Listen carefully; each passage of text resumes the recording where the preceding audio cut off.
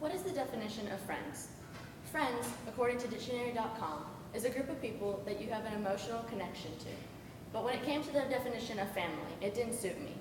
Dictionary.com says that the definition of family is a group of people that happen to share the same blood as you and help you throughout life. But I don't think that this was enough for family.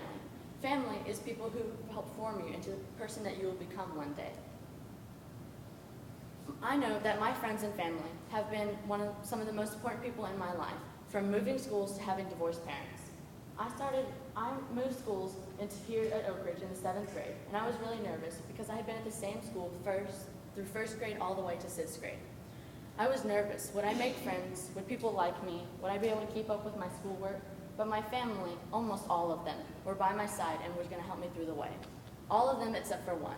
My sister Caitlin wasn't there for me when I was going through this transition because she felt sad that she hadn't been given the same opportunity to go to this school that I was having when she was in junior high or high school.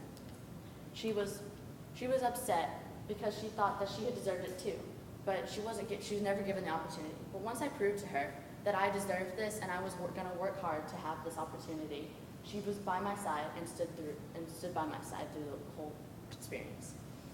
Having divorced parents isn't always been easy. Some people think, oh, that's cool, you have 2 Christmases or 2 birthdays, but it's not all fun and games. You get stuff. My parents have been divorced since I was 2, so it's all I've ever known. And I spend 1 week with my dad and 1 week with my mom. I rely on my other members of my family a lot for doing things such as going from house to house and forgetting things like my schoolwork or clothes at the other parent's house. I have to drive to the other parent's house and then go back to the parent's house that I'm staying at that week. But having my friends and family by my side and not giving up on me has helped me have a healthy life. The Harvard Health Publications says that did a data test on 409,000 people that proved their theory that the lack of strong social connections can increase the risk of premature death by 50%. This death rate increase was also compared to the same as smoking 15 cigarettes per day. I have never been faced with a health issue when it came to my friends or family before, but I have felt left out by them. I know that everyone has difficult friendships. It's going to happen. I've found that the longer I've known someone, the worse a conversation will get with them, just because we have more to argue about. When it comes to arguing with my family, I argue with them about everything. I argue with my dad about schoolwork, my mom about doing the dishes, and my sister with just about everything else. My sister and I got in an argument not too long ago about her dog jumped on me and scratched my leg, and it made me cry because it really hurt. And she came and slapped me because she was mad that I had kicked the dog after the dog had scratched me. She came over and slapped me, which didn't make me feel any better. But after she calmed down and realized that she shouldn't have done that, and I realized that I shouldn't have kicked the dog, she apologized, and so did I, and we didn't give up on the experience because we knew that if we just talked it out, then it would be fine. And once we realized that it was something stupid and it's not going to happen again, we went right back to being sisters again.